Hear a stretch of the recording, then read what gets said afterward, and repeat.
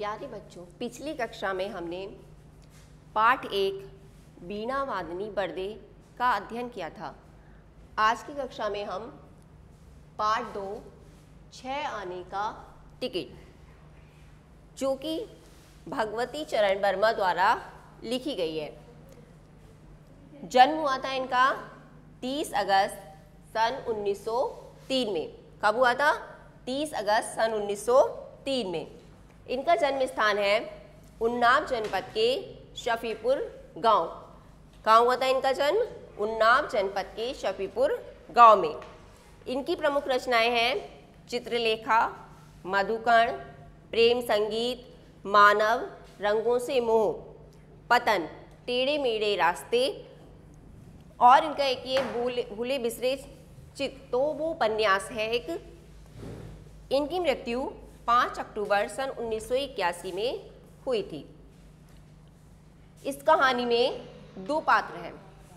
जो प्रमुख पात्र हैं वो 2 हैं। एक है हमारे श्याम किशोर जी और दूसरे हैं राम खिलावन शरण नारायण सिंह।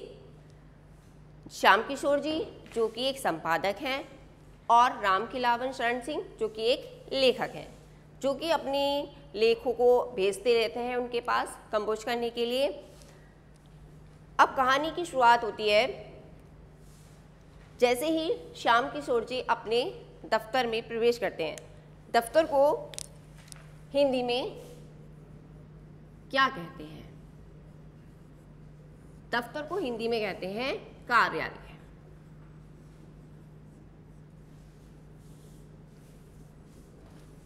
दफ्तर को हिंदी में कहते हैं कार्यालय। तो कार्यालय में प्रवेश करते हैं तो उन्हें अपनी कुर्सी पर एक व्यक्ति बैठे हुए नजर आते हैं, जो कि उन्होंने अपने जो पैर हैं वो मेज पर रखे हुए हैं और उनका लेटर पैड लेके वो अपनी पैरों पर कुछ लिख रहे हैं। लेटर पैड के ऊपर कुछ लिखते हुए नजर आते हैं। तो जो श्याम किशोर जी हैं वो अपने आकर काम में लग जाते हैं और वो सोचते हैं कि है ना, ये किसी सहकारी का मिलने वाले होंगे, सहकर्मी के जो मिलने वाले हैं। तो वो अपना काम करने लगते हैं। उन्हें नहीं पता कि ये वो उनसे ही मिलने के लिए आए हैं। लेकिन जैसे ही वे पूछते हैं कि है ना, वो श्याम किशोर जी कहाँ हैं, तो वो एकदम भौचक के रह जाते हैं, अचंभे में पड़ जाते हैं कि मुझे क्यों पूछ रहे हैं। तब वो कहते हैं राम खिलावन जी वो कितनी देर में आएंगे, श्याम किशोर जी कितनी देर में आएंगे। तब श्याम किशोर जी उत्तर देते हैं वो अभी थोड़ी देर बाद आएंगे, यानी उन्हें टाइम भी लग सकता है और थोड़ी देर बाद भी आ सकते हैं। जब वो काम कर थोड़ी देर बाद उनका एक सहकर्मी आता है और वो कहता है आज मुझे आने में श्याम किशोर जी थोड़ी देर हो गई। जैसे ही वो कहते हैं कि श्याम किशोर जी मुझे थोड़ी देर हो गई, वो राम खिलावन शरण नारायण सिंह जी देखते हैं और कहते हैं अरे ये तो ये वही है, श्याम किशोर जी हैं। तो जब वो श्याम किशोर जी से नमस्कार करते हैं और वो कहते हैं अरे मैंने तो आपके पास कविताएं भेजी थी, जो मैंने 6 कविताएं भेजी आपने कहा वो तो आंधी में उड़ गई। अब जो मैंने 18 कविताएं भेजी वो आपने कहा कि कंपोजिटर को दी थी और वो कंपोज करने के बाद वो तो उनको लेकर तीर्थ चला गया। अब मैं अपनी 24 कविताएं लेकर खुद ही उपस्थित हुआ हूँ। अब श्याम किशोर जी को ना चाहते हुए भी उनका स्वागत करना पड़ा। उनसे कहते हैं आपका बहुत अधिक स्वागत है, आप हमारे यहाँ आए। तब वो कहते हैं कि इनका जो उनका नौकर था वहाँ का कार्यालय का, तो उससे कहते हैं कि है ना कि इनका जो प्रबंध है एक अतिथि का धर्मशाला में करा दिया जाए, छेदीराम की धर्मशाला में करा दिया जाए। तो छेदीराम की धर्मशाला में वो कहते हैं वहाँ तो वो बहुत परेशानी होगी। राम खिलावन शरण नारायण सिंह जी कहते हैं कि वहाँ तो रहने में बहुत परेशानी, मैंने सुना है कि कार्यालय में एक अतिथि कक्ष भी है। वो कहते बड़े आश्चर्य में पड़ जाते हैं, अरे मुझे तो पता ही नहीं था, इन्हें कैसे पता चला कि अतिथि कक्ष भी होता है। तब वो निरुत्तर हो जाते हैं और वो कहते हैं कि भीखू से कि इनका जो प्रबंध कर दिया जाए वो यहीं प्रबंध कर दिया जाए, अतिथि कक्ष में ही उनका प्रबंध कर दिया जाता है रहने का। जब उनका प्रबंध अतिथि कक्ष में हो जाता है तो उनके खाने पीने का भी उनसे कहा जाता है कि ध्यान रखा जाए। जब राम खिलावन शरण नारायण सिंह 2-4 दिन तो अतिथि कक्ष में रहते हैं, वहाँ खाते हैं पीते हैं रहते हैं, लेकिन 2-4 दिन बाद वह उनके घर पर ही चले जाते हैं। किसके घर पर चले जाते हैं? श्याम किशोर जी के घर पर चले जाते हैं। जब श्याम किशोर जी के घर पर जाते हैं तो वो जब सुबह में देखते हैं तो वो अपना ट्रंक का अर्थ होता है टीन का बक्सा, ट्रंक का अर्थ होता है टीन का बक्सा।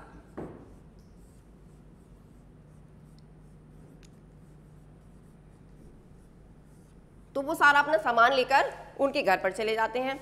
वो कहते हैं रामखिलावन शर्मा से कि मैंने सोचा कि ऑफिस में तो आपको टाइम ही नहीं मिलता, यानी कार्यालय में उनको टाइम नहीं मिलता, आपसे बात भी नहीं हो पाती है, तो मैंने सोचा कि चलो आपके घर पर ही चले चलते हैं, वहाँ पर आपके साथ रहने का मौका भी मिल जाएगा और आपके साथ वार्तालाप भी हो जाएगी और मेरा काम भी हो जाएगा। अब वो ना चाहते हुए भी उन्हें घर में रोकने के लिए मजबूर हो जाते हैं और वो उन्हीं के साथ सुबह में नाश्ता करते हैं, खाना खाते हैं, पानी पीते हैं, सब काम उन्हीं के साथ करते हैं। अब अगले दिन जब सुबह को ऑफिस आते हैं तो वो उन्हीं के साथ ऑफिस में आ जाते हैं। एक दिन उन्होंने कहा चलिए कलकत्ता घुमाते हैं। कलकत्ता घूमने के लिए उन्होंने कहा मैं तो नहीं जा पाऊंगा, तो उन्होंने कहा चलिए ठीक है, आप अपने ट्राम का टिकट, ट्राम क्या होती है? ट्राम होती है विद्युत से चलने वाली रेलगाड़ी, विद्युत से चलने वाली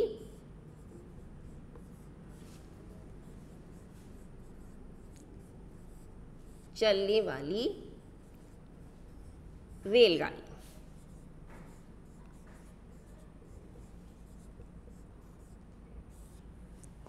तो वो ट्राम का टिकट उनसे कहते हैं कि मुझे दे दीजिए, तो वो कहते हैं ट्राम का टिकट तो मेरा कोई व्यक्ति ले गया जो साथ में काम करते हैं, मैं उनको दे देता हूँ।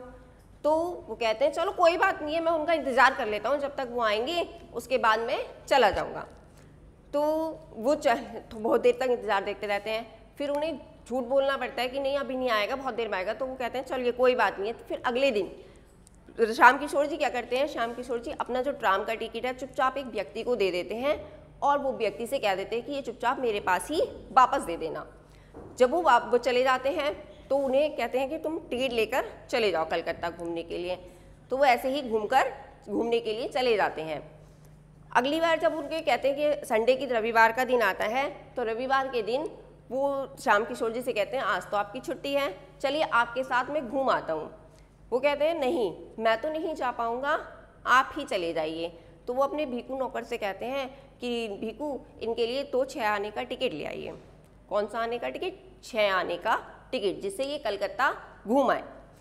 अब वो 6 आने का टिकट बोले चलिए, रामखिलावन शरण नारायण सिंह कहते हैं कि वो मुझे 6 आने का टिकट 2 मत लाना, 1 ही लाना, मैं अकेला ही घूमने के लिए चला जाऊंगा। तो वो अकेले ही घूमने के लिए जिद करते हैं, तो वो 1 ही टिकट लाकर दे देता है, 6 आने का टिकट। वो घूमने के लिए चले जाते हैं टिकट लेकर, उन्हें नहीं पता कि कहाँ कहाँ जाना है। तो वो अपने और 2 पैसे और 2 आने और ले लेते हैं, जिससे कि वो नाश्ता करते हैं और वो घूमने के लिए चले जाते हैं। घूमने के लिए जाते हैं तो वो कई जगह घूमते हैं, लेकिन उन्हें पता नहीं चलता कि वो कितनी देर हो गई। रात में जब बहुत देर हो जाती है तो वह कहते हैं अब कैसे जाया जाए, उनके पास पैसे भी नहीं थे। तब वो क्या करते हैं कि वो अपने उससे कहते हैं कि हम मुझे जाना चाहिए वापस। तो बच्चों वापस से उन्हें रास्ता ही नज़र नहीं आता है कि इधर से जाना है। तब वे अपनी टिकट को देखते हैं, अब वो पैदल ही चलना शुरू कर देते हैं। पैदल चलते चलते जब वो थक जाते हैं तो उन्हें पुलिस वाले पकड़ लेते हैं। पुलिस वाले जो पकड़ लेते हैं तो वो पुलिस वाले क्या समझते हैं कि इन्होंने शराब पी रखी है शायद, तो वो उन्हें पकड़कर थाने में ले जाते हैं और थाने से श्याम किशोर जी को फ़ोन करते हैं। जब श्याम किशोर जी के पास फ़ोन पहुंचता है तो श्याम किशोर जी बहुत चक्के रह जाते हैं कि उन्हें विश्वास था कि वो ऐसा काम नहीं कर सकती, क्योंकि पुलिस वालों ने ये कहा था कि उन्होंने शराब पी रखी है, जबकि उन्हें ये लगता था कि ऐसा काम नहीं करेंगे। तो वो उनके विश्वास को धक्का लगता है कि ऐसा काम नहीं होना चाहिए था और वो काम हो गया। तब वो अनजाने ना चाहते हुए भी उन्हें छुड़ाने के लिए वहाँ जाते हैं। जब वहाँ छुड़ाने के लिए जाते हैं तब वो अपनी कहानी सुनाते हैं कि मैं किस प्रकार कलकत्ता घूमा और किस प्रकार मैं इधर उधर घूमकर वापस आया और मुझे किस प्रकार पुलिस वालों ने पकड़ लिया, क्योंकि वो थक चुके थे। तो उन्होंने शराब नहीं पी रखी थी, वो केवल थक चुके थे, इस कारण से उनके मुंह से कोई शब्द नहीं निकले और वो ये नहीं बता पाए कि उन्होंने क्यों नहीं बता पाए कि है ना वो क्या कर रहे हैं और क्या नहीं कर रहे हैं। जब वो आ जाते हैं तो उनसे कहते हैं कि चलिए कोई बात नहीं है, अब आप यहीं थोड़े दिन रहिए और उसके बाद चले जाना। जब 5-6 दिन और निकल जाते हैं तब वो कहते हैं ठीक है, अब आपका बहुत टाइम हो गया है रहते हुए, अब आप चले जाइए। तो कह कोई बात नहीं है, वो मेरे मामा के ससुर के बहनों ही हैं मैं जिनके साथ फ्री में यहाँ तक आया था, तो अब वो आएंगे तब मैं उनके साथ वापस जाऊँगा। जब वो ऐसा कहते हैं तो कहते हैं कि चलिए कोई बात नहीं, जब वो वापस आएंगे तब चले जाना। और 10-12 दिन हो गए, आज तक तो शायद वो नहीं आए। कौन? उनके मामा के ससुर के बहनोई जो उनको ले, और मेरा घर आज तक ही आबाद है। श्याम किशोर जी ऐसा कहते हैं कि मेरा घर तो आज भी उनके साथ में आबाद है। कहानी यहीं समाप्त होती है। इसमें क्या है कि 6 आने का टिकट, वो 6 आने के टिकट के बारे में बताया गया कि 6 आने के टिकट से वो किस प्रकार पूरी कलकत्ता में घूमे और किस प्रकार उनको बताया गया कि है ना कहाँ कैसे जाना है, कैसे नहीं जाना। इसलिए 6 आने का टिकट उनको किस प्रकार परेशान करता है, वो किस प्रकार अपने स्थान पर पहुंचते हैं, और कहानी यहीं आपकी समाप्त हो जाती है। और प्रश्नोत्तर अगर आपको PDF के माध्यम से पहुंचाएंगे। धन्यवाद।